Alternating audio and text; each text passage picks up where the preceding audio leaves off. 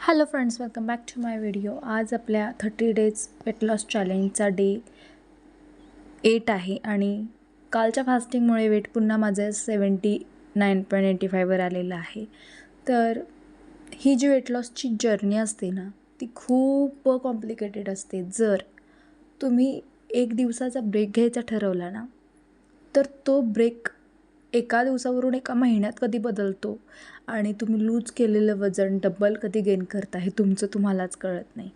आता उदाहरण म्हणजे ज्यावेळेला इशू मला झाली, इशू कन्सीव्ह झाली त्यावेळेला मी 69 kgची होते आणि इशू मला झाली त्यावेळेला मी 74 kgची होते.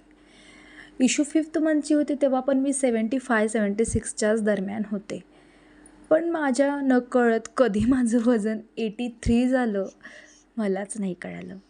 सो थोडंसं कॉन्शियसली आपण काय खातो यावर लक्ष दिलं ना, तर इतके एफर्ट्स घ्यावे लागत नाहीत. काल एक अख्खा दिवस जेव्हा मी वॉटर फास्टिंग केलं त्यावेळी फीडिंग पण करते, त्यामुळं भूक लागते आणि आपण जो हलगर्जीपणा केला आहे गेल्या काही महिन्यांमध्ये त्याचं किती मोठं आपल्याला नुकसान झालं आहे आणि ते लूज करणं किती अवघड आहे हे जाणवलं. सो माइंडफुली खा आणि एकाही दिवसाचा ब्रेक घेऊ नका.